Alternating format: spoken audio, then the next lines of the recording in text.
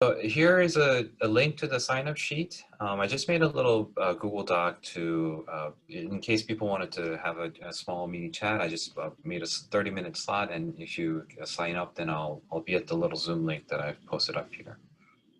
Okay, so I'll start with today the talk with the discussing a little bit about the electrolytic sector of the standard model, and then motivating why we study the rare multi-boson productions, and then go into the details about what we have done in the CMS to search for the triboson processes and then the results, and then discuss a little bit about the future directions. So first, here's the standard model picture that we all know, that we have the quarks and leptons that makes the universe, and then the force carriers that mediates the forces between the quarks and the leptons. And of course, the Z's and the W bosons, which carry the weak interaction, has a mass that are non-zero. And so we know that the electric symmetry is broken. And to explain this in a theoretical sense, we've introduced in the theory to as an agent, spin zero particle as an agent of the electric symmetry breaking. And then with the discovery of the Higgs boson in 2012, it completed the electric sector, which I'm calling it the Higgs and the Z's and the W's. And so this was the last missing piece of the standard model and has been found, and it was a big deal. And as a consequence, the Nobel Prize was given to the people who worked in the theory for this. So, but I wanted to emphasize that completing the electric sector does not mean that we understand the electric sector, and there are still more work to be done in the electric sector. So for example, here are various kinds of interactions that can happen between the massive bosons, like the Higgs, Z's, and the W's, and the diagrams that I've written down, and the Feynman diagrams and the vertices that are written down here are some of the examples of those. And the question still remains if whether all of these things, all of the interactions are still as standard model expected, or is there, and whether there's any deviations from the standard model. And also there's a question of whether the Higgs boson that we found is the only Higgs boson, because it's a only scalar particle that we know of, and it's a bit odd that this is the only one. And if there are more, what are their role in the electric symmetry breaking? And another question then would be is whether the Higgs potential that the standard model introduced is all standard model like, or whether they have a structure to it and some differences from the standard model.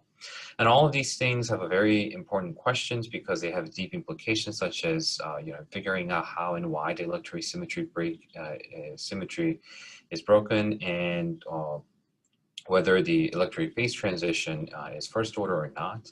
And it may explain some of the unexplained questions in the physics, such as the baryogenesis and perhaps like the stability of the universe as well.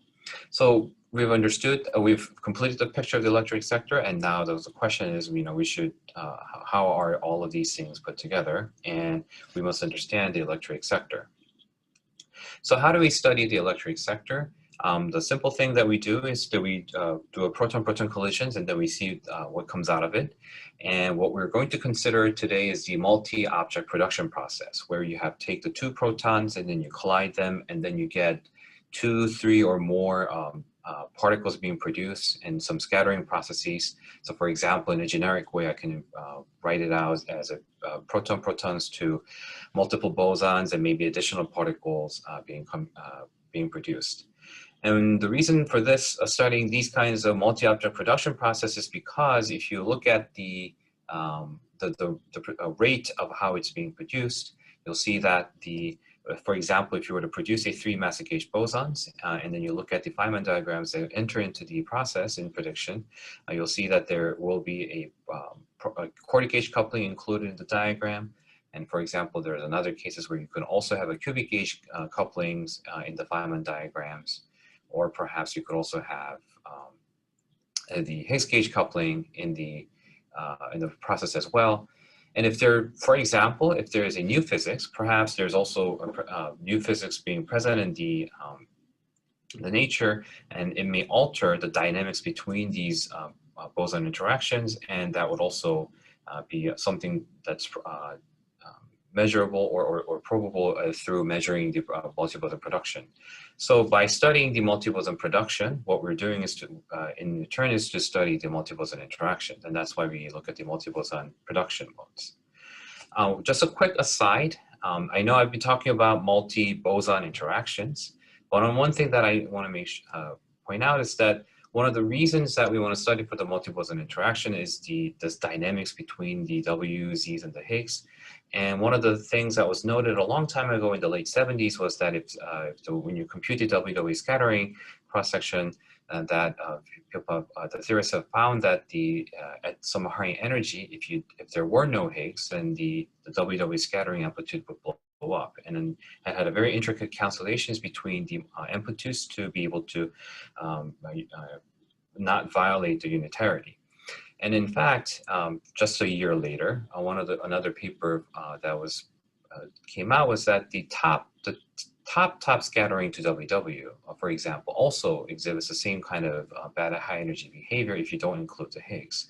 And so it's not just the Higgs, Z's, and the bosons, the massive bosons interactions that are also important, but also the top quark to these massive bosons as well. And so I know I've been talking about multi-boson interactions for today, but really, but in a bigger picture, the multi-massive particle interactions is something that we should really study in detail.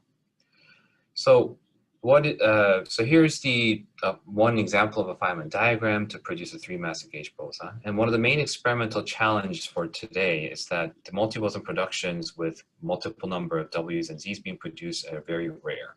They're rare because you need to produce multiple 100 GeV particles, and also it's rare because it involves multiple electroweak vertices which have low recouplings. And so the 3-massive gauge boson rate at the LHC is about 10 events per trillion pp collisions. So it requires, in order to probe the multi-boson productions like these in the 3-massive gauge boson, it requires a very large data set with also a very energetic data set. And so Large Hadron Collider at CERN provides the largest and most energetic proton-proton collision data set ever produced. And so this is one of the things, is a suitable experiment that we can do to study the multi-boson production. And in the cases for today, I'm part of the CMS collaboration. And so the experiment that's being run at the LHC in Geneva that I'm focusing on is a CMS experiment. So here are some big overview of a rough overview of the PP collisions in the LHC. So most of the time when you have a proton-proton collision, the main for majority of the events, it'll just be a QCD kind of events where you have a dijet events, where you have quark-quark, for example, annihilating and then producing another pair of 2 quarks, and then it'll have producing a hadrons and hadrons through the hadronization, and you have 2 jets in the events. And then once in a while, in 1 out of 1 million or 10 million sort of events of collision, you will have a single W or single Z production. And then even more rare are the processes, things like quark-quark to 2 top quarks being that decays to W and a B quark. And then even rare would be the cases where you have diboson processes where you have 2 W's or 2 Z's being produced, or maybe a single Higgs being produced. So this is sort of like the typical kinds of proton-proton collision process in the production processes that happens in the proton-proton collisions. But if you focus on various kinds of cross-sections that CMS has measured, these kinds of processes that I just mentioned, like the single W or the single Z production, or diboson production, or 2 top quark production, or the Higgs production, they tend to have a cross-section. We're going to put a number here with a 1 picobarn and above. So the 1 picobarn is a rate that you would, it's something where you have a 10 over trillion PP collisions as a cross-section, where you have produced about 10 events per trillion PP collisions. And things that are below this line of a 1 picobarn are the events that produces things like the triboson process that I was talking about, also the multiple the scattering between the bosons, or TT plus X, or 4 tops, and various kinds where you produce multiple number of massive particles, and instead of producing a single W or single Z. And in fact, in the recently, in 2020, Atlas and CMS have made rapid progress in finding new final states. And for example, I'm talking about the BVV observation and the also the WWW and WWZ evidence for today. But there's also been rapid progress in making the BBS WZ observation, BBS ZZ evidence, and also the 4-type evidence. And so in LHC, things are progressing very fast, and just in 2020, we've made a big progress in finding new final states to study. So coming back to, for today, the topic of today, which is a triboson production, here are some of the Feynman diagrams and a non-exhaustive set of Feynman diagrams to produce the 3 bosons. And as I mentioned before, in many of these multiple boson interactions, such as the cubic gauge interaction, quartic gauge interaction, or the Higgs gauge interactions are all included in this process of triboson. And so by studying these, you can study the multiple interactions in the triboson process. And for today specifically, what we're targeting is the PP collision to WWW, WWZ, WZZ, and ZZZ, and the combined production of all of these grouped into one, and we call it the 3-massive gauge boson production. And the aim for today is to establish the BVV production with 5 sigma. So here is some previous work on the triboson physics for both Atlas and CMS. So the Atlas and CMS have been studying the triboson processes for the last 3 or 4 years. Atlas started with the WWW search during the long shutdown of LHC in 8 TV data, and they've had about a 1 sigma expected result. And then CMS followed suit and had a 13 TV result in the, with a triple W search with the partial run 2 data set, and also Atlas then added up a couple more final states to expand their searches into the triboson process, and they've established an evidence for 3-massive gauge boson about a year ago. And now today we're going to be talking about the observation of the triboson process. So here's the cross-section for producing the 3 bosons in a proton-proton collisions. And I've mentioned it's about 10 events total per trillion events.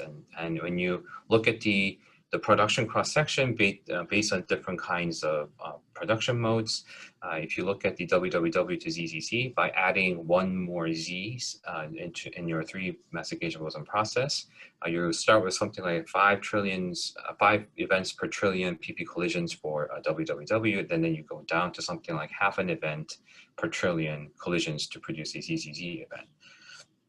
Now, since LHC during run 2 between years of 2015 and 2018, it provided one of the largest data sets where you have a 15,000 trillion proton-proton collisions, and of which about 13,700 trillion events were marked as a good for analysis. And so this means that since it produces something around 10 triboson events per trillion, if you multiply the 2 numbers, you get about 135,000 of triboson events that are produced. So for here in the table below, I've listed out some of the total number of triboson processes that are produced. And however, though, the question then becomes, out of this quadrillion numbers of proton-proton collisions that was produced in the LHC, how do you select these few numbers of tens of thousands of events for the triboson? And the key here is that what you want to do is, out of those events, you take all these events and then you select specific events that has features that are present in the multiboson, but it would not be in other background events. So one of the striking features of the triboson would be the W's and Z bosons. And there are multiple of W's and Z bosons in the cases for multiboson, like 3, where in the other cases of the processes, as I mentioned before, typically it's usually a single W or single Z boson production, or maybe at most 2.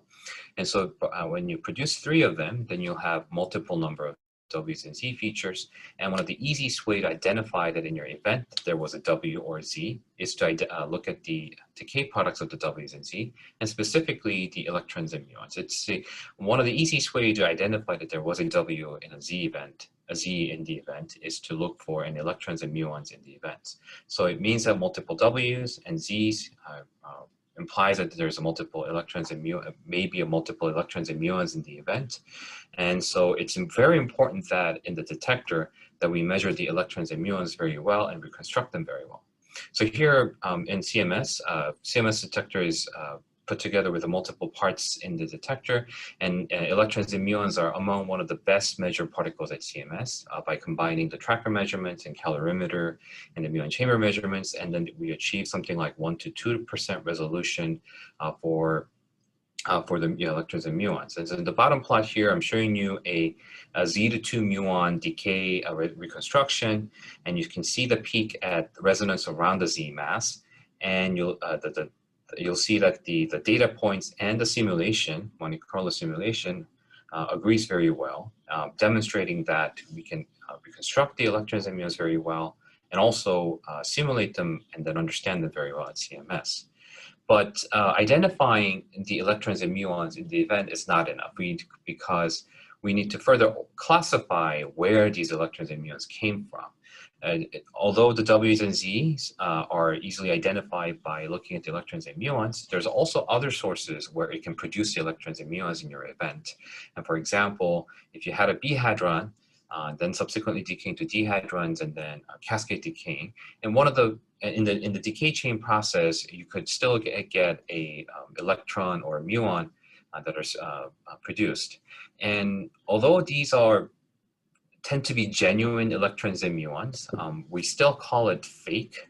It's more of a colloquial term, and where we want to discriminate between the electrons and muons from a hadron decays versus the electrons and muons from a W or Z decay. And the cases for the W to Z decay, because they decay very quickly, and once they are produced, we call it the prompt lepton, while for the hadron cases, we tend to call it a fake lepton.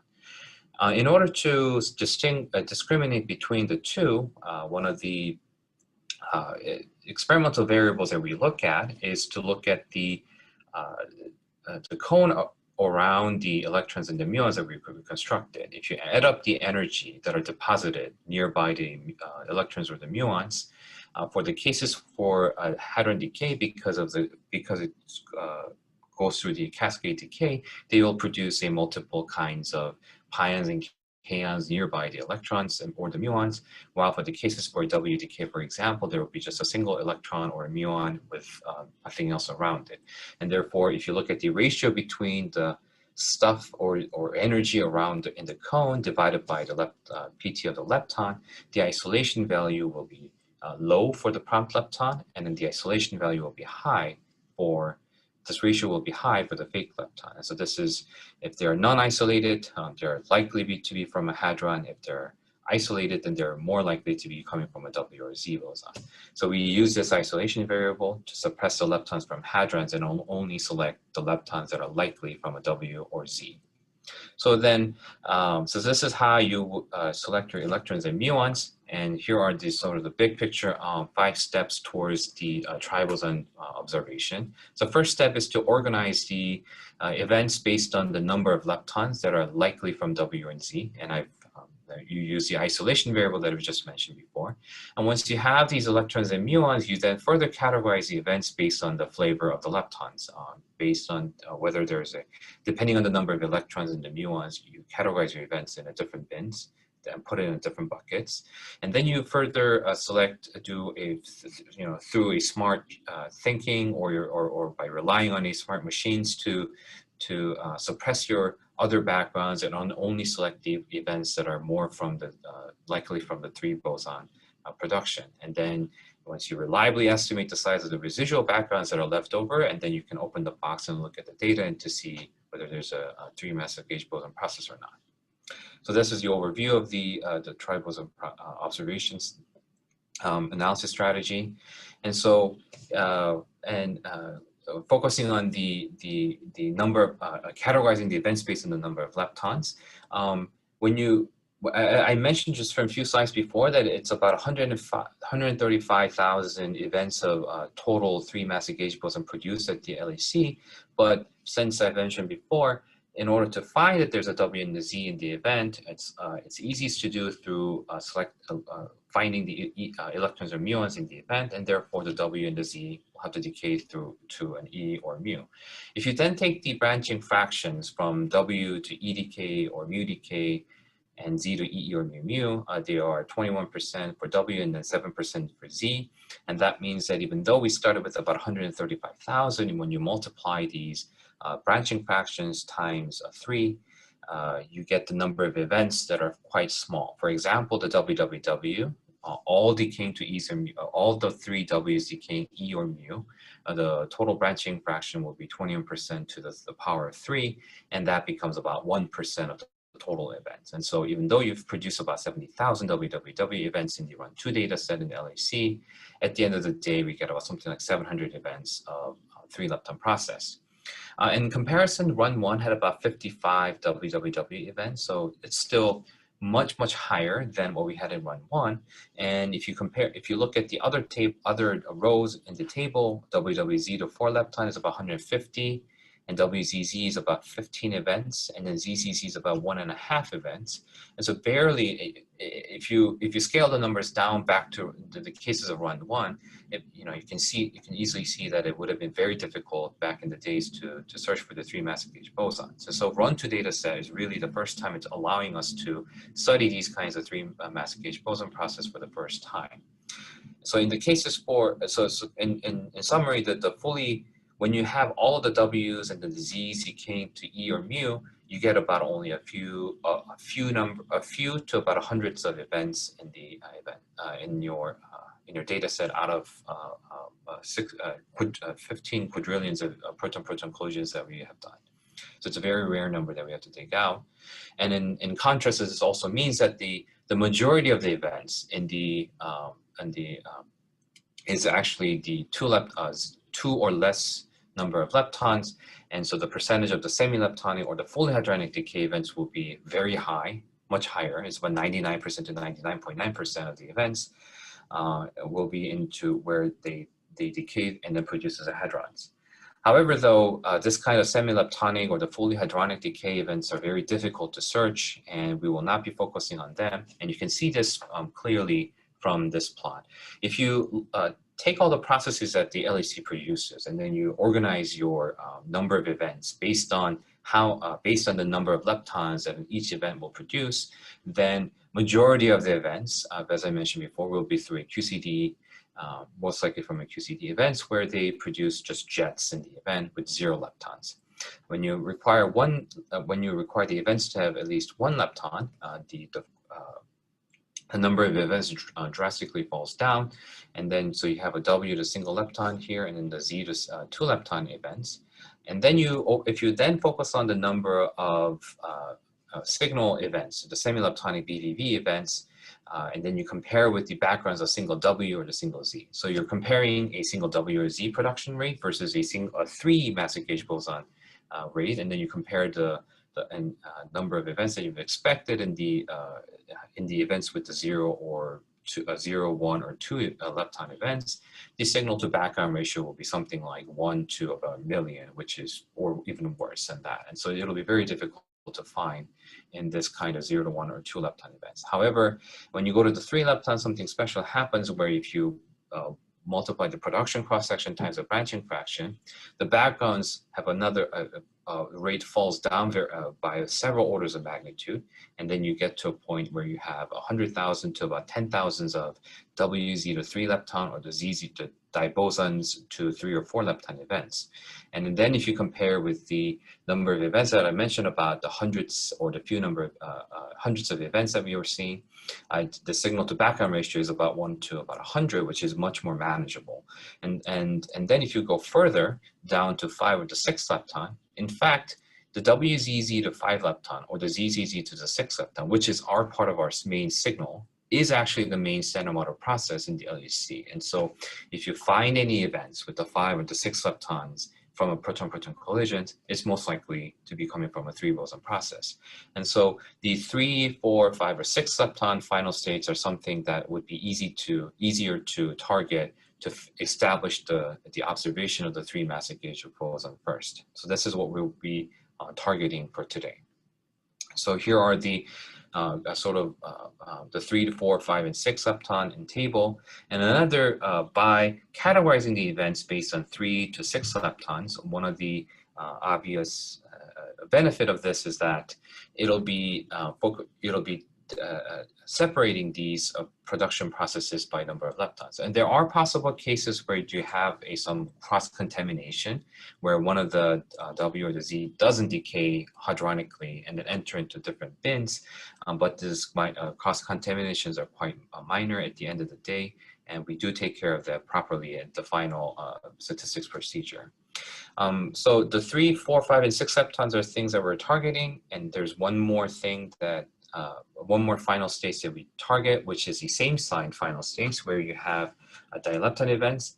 And this is also, it has a hadronic decay in one of the W and has a bit more higher rate, but the backgrounds tend to be very small. And so this is another channel that we included in the analysis. However, though, I will not talk about the very in detail for the same sign analysis today. Okay, so then, so there are many channels in this analysis in total. There's 21 channels for the entire analysis, but I will highlight only a few categories with a high sensitivity, and those are the 3 leptons to 0 SFOS channel, and then the 4 leptons to Z plus E mu channels. So I've talked about organizing the analysis by number of leptons and why we do that, and I've explained that we'll be targeting mostly the 3, 4, 5, or 6 leptons and the same sign dileptons. And then we will I will motivate further categorizing the events based on the flavor of the leptons. So if you focus on the 3 leptons, 3 leptons, 4 leptons, 5 and 6 leptons, you'll see that you see the signals being separated based on the different kinds of bosons. And then the dominant background sources also become apparent when you do this, where you have the WZ, the diboson process that produces a 3 lepton, and a ZZ process that produces a 4 lepton becomes your main backgrounds in the 3 and the 4 leptons. And I've mentioned before from a couple slides before, they have an S over B of something like 1/100 rate. So then the question becomes, how do you improve the signal to background by a factor of 100 so that it's more easily manageable and be able to actually observe the events on top of the background? And in order to do that, you'll see that there's main differences between the signal to background here is that the backgrounds have one more Z in the production process comparison to the signal. So for example, in the 3 leptons, you have a single Z here. In the 4 lepton case, you have 2 Zs, while there's only 1 Z. So this by studying the Z decays and how they enter into your events, you'll be able to suppress the backgrounds and also accept your signal. So to explain that, here is a quick slide of explaining how the Z decays. So typically when you have a Z decaying to 2 leptons, they will predominantly decaying to electron pairs or the muon pairs or tau pairs. But if you select events with 2 leptons with the opposite, a different flavor, like one in E and the other in mu, and then the only way that it can produce such an event is through a Z decaying through a tau tau and then cascade decaying to E and mu. And when this happens, the tau will be a branching fraction that you have to multiply to the tau to E or mu decay. And then because the neutrinos will take away some of the energy, it will be less accepted by the detector acceptance. And so what this means is that when you select the Z decaying to E mu pair in such a way like this is highly disfavored in our selection, and therefore when you compare it to the bulk, it's about 2 orders of magnitude that are suppressed when you select the Z to the E mu decay in such a way. So you can use this to then suppress your background while maintaining a high acceptance in the signal. For example, in the 3 lepton cases, that targets the WWW signal, if you select on purpose, for example, like the same charge in 2 flavor, but with an opposite charge in the muon, then none of the pair will be able to create E plus E minus or mu plus mu minus. What this means, and there are different kinds of configuration with the different similar kinds of physics where you have 0 number of same flavor opposite sign pair. And what this means is that for the background, which has one more Z, they will have to go through a Z to tau tau to E mu decay, which is highly disfavored and will be suppressed by a factor of about 100, and which is the factor of 100 that you needed to be able to bring down your backgrounds. So this is called the 0SFOS channel in the 3-lepton. And similar things can be done in the 4-lepton final states, where if you select, you will have to tag one Z, but then the other 2 leptons that you have, if you on purpose select the E mu pair, and again, there can be similar kinds of various different flavor categorization, but then your background will then have a similar suppression, because the additional Z that you have will have to go through a Z to tau tau decay, which is highly disfavored and will be suppressed by a factor of about 100. So this kind of final stage in the 4-lepton is called the Z plus E mu channel that I will also focus a little bit about today. So I've talked about categorizing the events by number of leptons, and then I've motivated the categorization by flavor of the leptons. And then now we head into the additional background suppression by either through smart thinking by humans or the machine. And one of the things that we do here is to focus on the other second dominant backgrounds and then think about how to suppress them. So in either 3-lepton or the 4-lepton, the typical second dominant background sources are when you have a TT bar process with additional W or Z being produced in your event. So for example, if you focus on this kind of process where you have top quark, and a W production, because top quark will decay to W or B nearly 100% of the time, it means that there's actually a 3W, the 3-masses H boson, as kind of like our signal, but it will come with an additional 2 B quarks. And CMS has developed a deep neural network-based B tagging algorithm where the jets that are coming from a B decay can be tagged through some neural network method. And so by asking for events to have no B-tag jets in the event, you will be able to suppress these kinds of backgrounds. So here's an example for the 0SF channel that I mentioned. The 0SF channel, quickly to recap, it's a 3-lepton channel that I mentioned before. And this is a case where the WWW and then the WZ will now have similar order, because the WZ will have to decay through Z to tau tau to E mu. So this WZ will be highly suppressed, even though it started with about a factor of 100 larger than your signal. And as you can see from the right-hand side plot, that the WZ, which is shown in orange, is now a similar order as a WWW. And then there's additional backgrounds, such as the TTW, that I mentioned from the slide before, and they will have additional B quarks in the events. And therefore, if you look at the number of B-tag jets in the events, the backgrounds such as a TTW will have a higher number of B-tag events. And so by requiring only the events that has 0 B-tag jets, you can suppress these backgrounds such as a TTW. And this yellow one is a TT bar, which also has additional B quarks, and therefore they can also be suppressed as well. So by requiring that the events have a number B equals 0, you can suppress your additional backgrounds like that.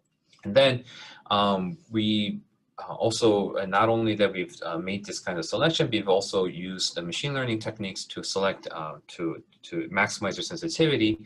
And then the method that we use is called the boosted decision tree, which is widely used in the many different analyses at the LEC. And to quickly explain what it does is that you take a bunch of Monte Carlo samples of signals and the background events, and then you build in different ways multiple decision trees where you slice them up in your phase space and then create multiple number of trees, and then you sort of aggregate them in some averaging way, and then put together a single discriminant where the signal would have a high BDT score and your background will have a low BDT score. And so we train dedicated BDTs to maximize the sensitivity. And in it, for example, in the 3-lepton 0SFOS channel, we've used more than about 10 kinematic variables to train the BDT. And in our case, because the backgrounds can be sort of separated into a category with real backgrounds like the WZ or the TTW that actually does produce a 3 lepton and 3 real leptons through a WZ decay. And then there are other kinds of backgrounds that produces a fake lepton that I mentioned from some few slides before. So we have 2 different background categories, and we've trained 2 different BDTs targeting against these 2 different backgrounds. And so we have 2 BDT scores, and you can in our case, what we do is then we select away some of the events that has a low scores in one of them, and then also in the other, and only choose the one with the highest signal to background ratio. And on the right hand side, I'm showing you one example of the BDT score, and you can see that the red histogram, which is your signal, is peaking towards the right, while the background, such as the TTW that I mentioned before, which is this in the W, is peaking towards the left. And you can cut them out by applying a certain threshold on your BDT score in your event. So at the end of the day, once you selected all these, when you made the selections, we have about 10 WW events. And I've mentioned before, we had about 700 total WWW to 3 lepton. And so you can see that it's a bit small subset of the events, but we started with 100,000 sort of background. And now we have WZ that's only about 3.5 events. And so we have 10 signal events versus a background of about 6.6. And so the S over B is now about 1.5. And as you can see, it's a statistically limited analysis, but then the systematics on some of these backgrounds are sort of starting to become important. The 0 SFOS channel, this one specific channel with the high sensitivity, is about 2.8 sigma towards the WWW signal. But if you then combine, I did not mention on today's talk, you get about 3.1 sigma expected for WWW sensitivity. So that summarizes the 3 lepton 3 lepton selections. And for the background estimation, one of the main background is, as I mentioned before, is the fake lepton backgrounds. And those are the cases when you have extra leptons entering into your events through a hadron decay. And so what we do in order to estimate this background is to first measure the rate at which the electrons or the muons from a decay of a hadron enters into our signal region and enters into our well-isolated lepton criteria. And so we can take a bunch of QCD kinds of jet events, for example, that's shown on the right-hand side, where you have 2 jets that you can see in this cone. And then there's actually a muon in this kind of event that's embedded in this jet. And you take a bunch of these kinds of leptons in a QCD-like phase space, and then you measure what we call the fake rate, where we have a ratio between a well-isolated leptons from a hadron over less well-isolated lepton from a hadron. Once you measure this kind of fake rate, then you can apply this to a signal-like region with 3 leptons, but move on to the sideband of the signal region, and then apply this rate to estimate how much of your fake lepton backgrounds are still sipping into your signal region. So you do this method to estimate it. However, the underlying effects, such as the PT of the actual quark that was produced in the event, are not something that's directly measurable, and therefore the fake rate parameterization will have some inherent deficiency, and so that adds into the social systematic, which is about 30 to 40%, and this is something that's very difficult to bring it down any further. And so in order to combat this social systematic that's of a size of a 30 to 40%, an additional way to do it is to if you can't reduce your uncertainty, then what you can do is to reduce the background itself, and then to maximize your sensitivity. So what we have done is that for this analysis, we studied the isolation variable, and we tried to come up with a more custom isolation that can further reject the fake leptons. So for the standard kinds of isolation that the CMS experiment typically use, the things that are being added in the cone tend to be only the hadrons and charge hadrons and the calorimeter deposit from the electromagnetic calorimeter. But when you find extra leptons in the nearby your given leptons, those are not included in the numerator for the calculation. And so what it means is that if you cut harder and harder and harder on these kinds of standard isolation, the things that are going to be left over from your fake lepton is going to tend to look like this on the right-hand side, where you have an actual EMU that we wanted to see whether that's to test whether they're from a hadron or W or Z. And then there's an extra lepton that may be in the cone, but they're now rejected because the isolation variable in the numerator does not count as extra lepton. And when we, so what we have noticed is that when you select a very cutting hard onto reduce the fake backgrounds, it biases the fake leptons in your signal region such that it then tends to have a lepton and another fake lepton, but that's nearby. And when you looked at and through the simulation studies, what we've noticed is that these extra leptons primarily comes from a V to D decay and then producing another extra lepton. And so we modified the isolation. We built a custom isolation where we add the extra leptons nearby the cone and to reject your fake backgrounds further. So that was one way where we did it to reduce the fake lepton background and to combat this large uncertainty coming from a fake lepton source. So now moving on to the 4-lepton analysis, is as expected, once you make this flavor choices that I mentioned before of Z plus E mu, where you have a Z and then an E mu choice, then your background in ZZ will have to happen towards tau tau, and therefore you get a factor of about 100 suppression in your background, and now the ZWW signal and then your ZZ signal becomes sort of a similar order. And as you can see this from a plot on the right, where you have the WWZ in red versus a ZZ in pink, which is in similar order. Then you have the additional background, so the TT bar plus a Z, and again they come with an additional B quarks in the event, and then you suppress those events based on the same method that I mentioned from a 3-lepton cases where you require only the events with the MB equals 0. Then you can further suppress your ZZ background by then looking at these diagrams on the left and the right. You'll notice that the intermediate particle that produces the E mu pair, in addition to your Z tagged events, have a different mass, where in your signal, they have a W of something like 80 GeV in mass, while for the Z to tau tau, the tau will have to have a mass very small. And so if you use a variable called the MT2, which is a generalization of a transverse mass variable for 2 missing particles, the MT2 variable is sensitive to the endpoints of the W mass or the tau mass.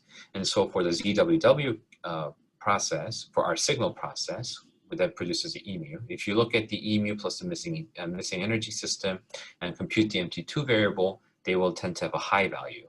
While for the signal, to Z to tau tau, it'll be sensitive to the tau mass, which is a low value, and therefore the ZZ background will be piling up towards the left. And by cutting in a certain value, such as a 25 GeV, you can then suppress your ZZ background and have a very clean WWZ signal region. So you can make a cut base, and which is what we do, and we do have an analysis in a traditional way where we select a certain phase space based on these variables, but we also do have a machine learning based analysis to maximize our sensitivity. And so we've trained the 2 BDTs, again, similar to the cases for the 3-lepton analysis, where we have a signal like BDT trained against a ZZ background and another background that are specifically targeting against a TTZ background. And so in this 2D plot, I plotted the WWZ and ZZ and the TTZ events, and you can see that when you have a low value in Y, these are going to be more TTZ-like, and when you have a low value in X, they're going to be more ZZ-like. And so you can sort of see the separation between ZZ and the TTZ background, while in the top right corner, you have a very high sensitivity for WWZ signal. Then we made a small, instead of cutting on certain value, we maximize the sensitivity by binning in different bins, and then creating different boxes in this 2D space, and then we selected and made it into a 5-bin, 5 channels here, where as you go to the right, you have high sensitivity S over B, and then you have different kinds of background separated in different ways. And this is one way that we maximize sensitivity and summarize this Z plus E mu events. The WWZ process had something, sorry, this is a typo. It had about roughly 150 events in to start with. Now we have about 8 events in the high sensitivity bins. And so as you can see, it's still a statistically limited analysis, and the main backgrounds are the ZZ and the TTZ, as I've explained. If you then look at the sensitivity for the WWZ in this channel only, in the Z plus E mu channel, it's about 4 sigma, a little less than 4 sigma. And then when you combine other channels, then to estimate the backgrounds, the ZZ and then the TTZ background, what we do is we devise a control region. For in the cases for TTZ, since the NB, the number of BTAC jets was the main discriminator, if you invert the selection, you can get a clean TTZ signal region, control region. And then if you invert your flavor choices, then the ZZ backgrounds are no longer suppressed and will have a very high purity ZZ control region. And you can see this from a slide, the next slide, where we have the TTZ control region with the high purity of TTZ background and then ZZ background. The Monte Carlos are fairly well modeled. And then through the extrapolation, we can get the uncertainty, we can estimate the backgrounds on the TTZ and the ZZ background. Okay, so for the 5 and the 6 leptons events, I will not explain in detail, but the 5 lepton, for example, just to quickly show you an event display, here is a 5 lepton event where the 2 pairs of electrons make a Z mass, and another 2 pairs of Z makes a Z mass, and then we have an additional lepton with the high missing ET, where the transverse mass becomes about 65 GeV, strongly implying that there was an additional presence of a W. And so this is a WZZ event to 5 electrons. And if you actually work out the number of expected events in the 15 quadrillion collisions that the LHC provided, it's actually about 1 event. And so you're really, this is a data that we've taken in 2016. And so you're in some sense, you're really looking at a one-of-a-kind event.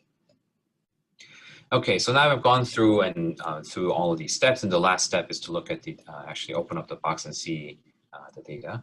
So putting it all together, although I've not explained in detail for the same sign analysis and some of the other analyses, there's a total of 21 bins and 21 channels, and we fit with the following scenario. So we fit with all of the signal combined with the single signal strength measurement, and then we also have another fit where all of the 4 different production modes have a different signal strength. And also in both cases, we also consider the Higgs mediated diagram as a signal and also as a background. So we have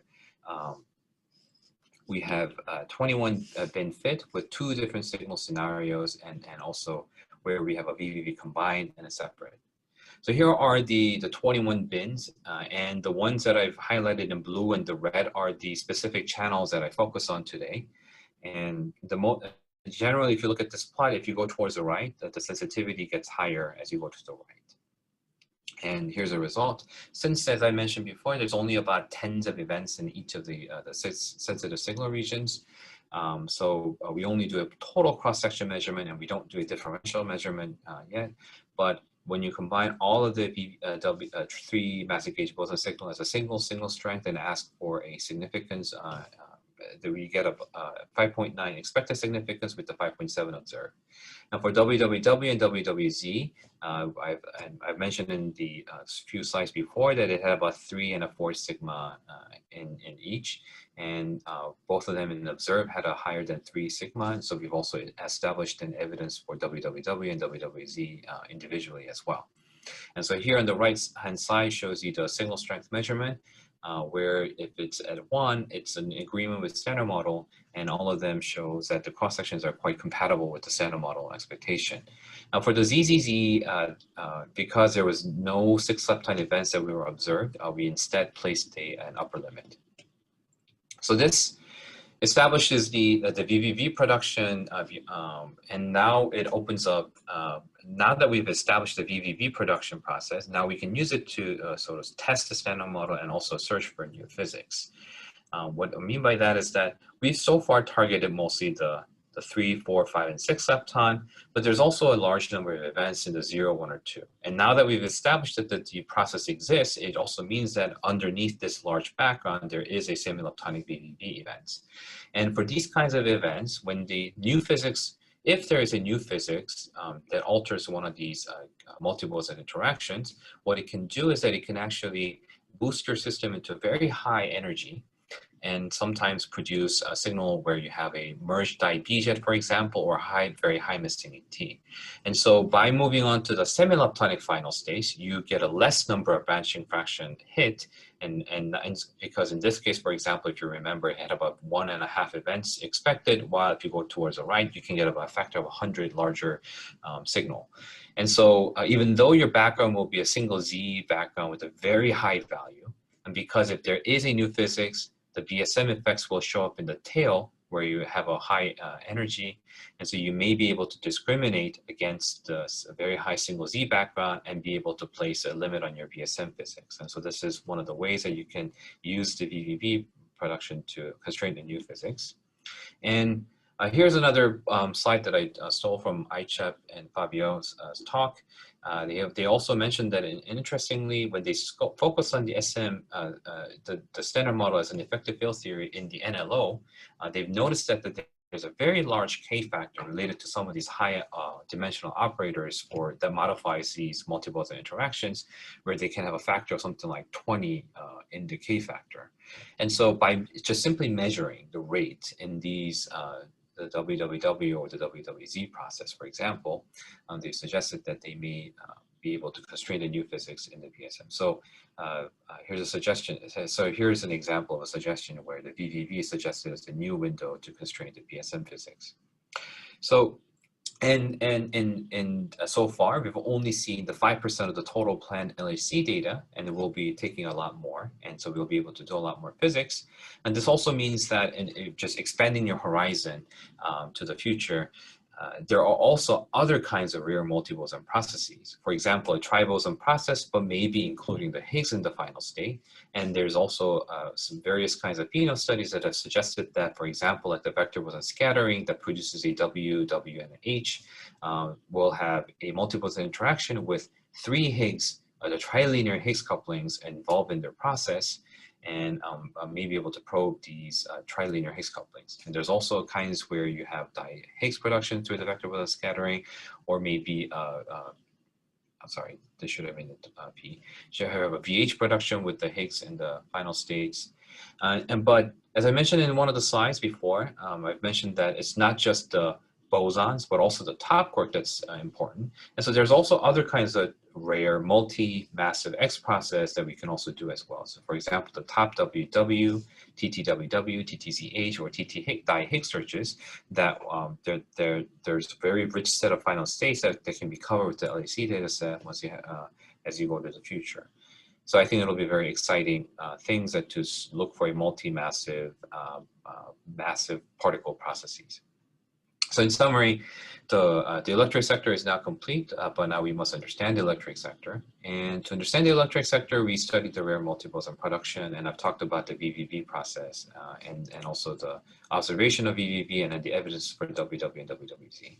And I've briefly touched upon some of the future directions in the multi-massive particle process, and I think LHC experiments will continue to do this. In the interest of time, I'll stop here, and went a little bit over. Sorry.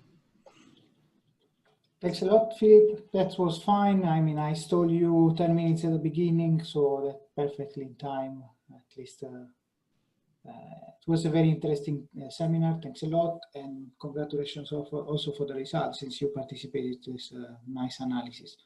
So participants can, in principle, unmute themselves and ask questions.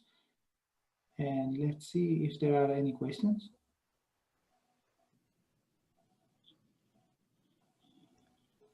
I have a question. Yes. It's a little bit of a tricky one. I apologize in advance. Okay. So on this analysis, we're quoting these sigmas for the significance of this observation. Now, when we quote sigmas, they don't really mean much in a vacuum in that they're coming from hypothesis tests. So what we're really saying is that we have rejected the null hypothesis in favor of this hypothesis where there are triple massive vector boson production at the LHC at these significances. But my question is about this null hypothesis. So as far as I understand it, for CMS, our null hypothesis here is some version of sort of a butchered standard model where there's no triboson samples included in the background. But my question is, that null hypothesis to me seems like a straw man, in the sense that we've seen single boson production, we've seen diboson production. So we know those vertices exist and those couplings exist. And there are ways to get triboson production without having triple gauge boson vertices or quartic couplings, right? Just with the ones we know about already that we've established.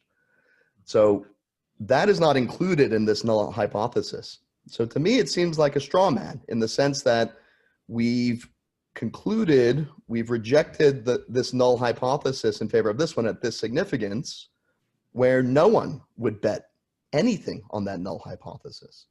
Usually when we do searches, the idea is that we require such high significances because it requires extraordinary evidence to reject the standard model. But this null hypothesis is not the standard model. So I guess my question is, how do we really interpret these numbers? And what have we actually demonstrated? So I agree it's a tricky question, and let me put it this way. So there are several ways that the triboson can be produced. So for example, in one cases you could have, seems like I can't erase it. So you could have cases where you have a W, all irradiating from a quark line. And that is, again, it doesn't involve any multi-boson interactions. And then there are cases when you can have one of the Z, and then you can just say two W's, and then another one's coming from a quark line. And so this would involve a trilinear gauge coupling, which is in some sense established in LEP.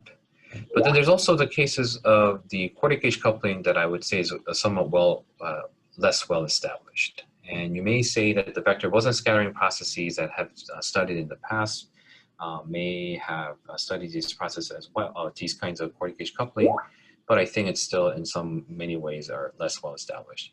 If I were to take this out, this diagram, for example, then in fact, when you do this, the process for triboson gauge process actually blows up because of it's missing a piece where it actually regulates the process. And so, in fact, if I were to take that as a null hypothesis, it would have actually had a much even higher striking constraint on it. And so, I think that the fact that we have measured this, and the fact that it is now in somewhat agreement with the standard model within the uncertainty, I think what it tells us is that it sort of beyond a doubt tells you that the quartic gauge coupling process exists indirectly implies that it exists.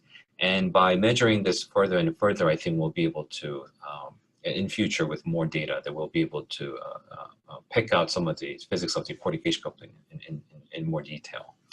And so I agree with one of the things that you mentioned, that maybe perhaps the null hypothesis is a little bit of a straw man that's easily, is a bit of a straw man null hypothesis. But I think it still has values in the sense that because now that this right-hand side of the plot, I think it has a much more stronger meaning in that now we've tested it to standard model and agrees with the standard model. And therefore, within this uncertainty, it establishes this, it implies that there's an existence of a quartic gauge coupling, which is a little well established. I hope that. I think that was a very thoughtful comment. My concern is these numbers, these significances, trying to understand what they actually mean. You're absolutely right. Having done the analysis, we've learned a lot, right? But I'm just not sure what to make of these numbers and why they're meaningful at all. So let me phrase it in a different way. Suppose I pose the question as, I want to establish the existing of these quartic gauge couplings, right? Mm-hmm. And I want to do that in some significance. And as you said, in their absence, there's a divergence in the standard model, right? Mm-hmm. So presumably I could say this at a very high significance just by roughly observing the number of events and seeing that they're not an order of magnitude or more higher than I expected. Right. And I can say that probably 10 sigma with the data. Yes. Right. So, So it just seems an odd way to pose I guess it seems to me that the hypothesis test seems strangely posed as saying the observation of triboson production, right? That just seems to me a little wishy-washy, because I don't know what the standard model is, even that we've seen already, without triboson production, with the vertices that we've seen already, right? So yeah, I guess I was approaching it.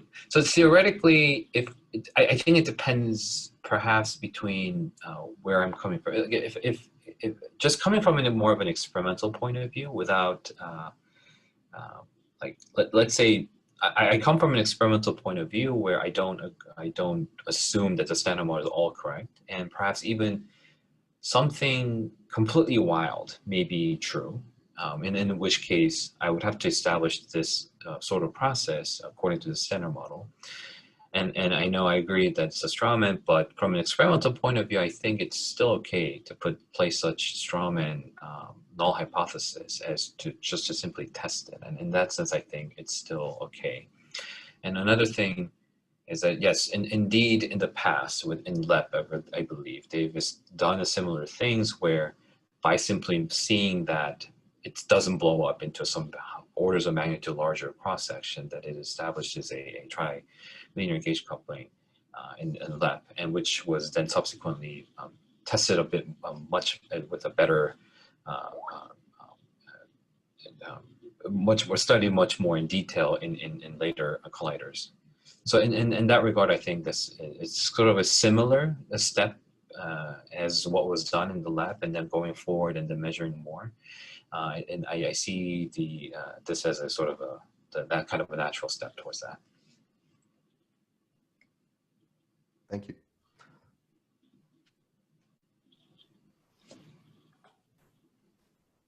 I guess we have time for another question. Yes, there is Casey. Go ahead. Yeah, actually, I have, thank you, by the way, thank you very much for the nice talk. I have a related question. I agree with you that this quartic coupling has something to do with the gauge invariance with the other diagrams. So when you eliminate this diagram with the quartic interaction, cross-section actually diverges, right? I mean, it does not diverge, but there is unphysical enhancements due to the loss of the gauge invariance. But do you happen to know the cross-section when you eliminate the quartic interaction? Since I'm not a theorist, I can't guarantee what I've done is correct. But I took a MATLAB sample and I went through the MATLAB FAQ section, and then did the sort of vanilla analysis where people when people tend to ask this kind of similar question, there was some technical implementations that the MATLAB people suggested of doing this to study those things. Mm-hmm. So I went through the similar steps. And so now whether or not I did everything correctly in a theoretical sense, I cannot guarantee, since I'm not a theorist, but I went through that kind of steps. And then when I turned it off into, say, quartic gauge coupling of 0, it blew up by enormous amount. It was very large. Mm-hmm. Okay, so I just wanted to I know it's large, but I was not sure how large it is without having quartic interaction. And if we were to set it by a few percent differences, I believe it really it easily just starts to blow up. But then again, as you said, since it's breaking the gauge invariance, I'm not sure exactly how to interpret that number and whether I had to take it seriously or not. And so, at least for me, when I've done the study, the conclusion that I had was that I don't know how to interpret the scales of how much it is going off by, but I can at least say that it does, it's either it's broken or not broken, in that kind of a binary sense of testing. I think I can do it, but I wasn't sure what to make of this. That's okay. Yeah, I see. So another related question is, you mentioned the lab, but the lab case was different because they were actually able to change the energy of the central mass energy. And they were actually measuring cross-section as a function of the Mandelstam S. But at the LHC, as you know, PDF takes care of everything. Unfortunately, you don't have a control over S head. So question is then, if you're actually going to really check the gauge imbalance between the triple and the quartic couplings, probably you want to do something similar as done at the lab, which means that you want to change the cross-section and you want to plot cross-section as a function of the Mandelstam S. But it's a hard thing to do, especially you are requiring lots of leptons. So there is a missing ET. There's no way for us to figure out the square root of S hat event by event. Right. So it is very hard to check eventually, but I don't know whether you have thought about this thing experimentally. No, not in detail. The only thing that we have thought about in terms of actually doing something that's more directly related to the S hat would be only in the semi-leptonic cases, which we haven't done for today, but we will be pursuing in future. But in those cases, it will not be really standard model, I guess. It'll only be really at the high tail, which is only for BSM effects. And so not in the standard model context, but in the context of more in the BSM context, we have thought about creating variables that are more directly related to the S hats of the process so that we can perhaps test the ones with the dimension 8 or 6 operators. Okay, yeah, okay. I have another minor question, but maybe other people should ask a question first if there's any. Yeah, just a reminder to everyone, there is on the second page, on the second slides, there is the link to the sign up sheet. And anyway, if we see that there are more people signing up, we can organize a round table for tomorrow or even next week. Anyway, we are able to facilitate these kind of discussions.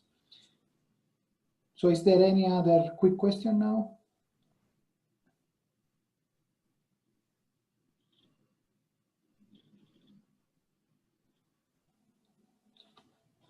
Okay, then we thank again the speaker. I know that the virtual applause is not the same as a real one, but we virtually thank you a lot for this. And another reminder, we will put the video of this on the Deco page. So feel free to share the invitation email or send the link of the video because I mean, Philip will be available for the with the sign up sheet or with the discussion also with people that were not connected today. So if you think that somebody can be interested in this topic, feel free to forward him the invitation. Okay, so thanks a lot, Philip. Thank you. And I'll see you everyone in 2 weeks. Bye.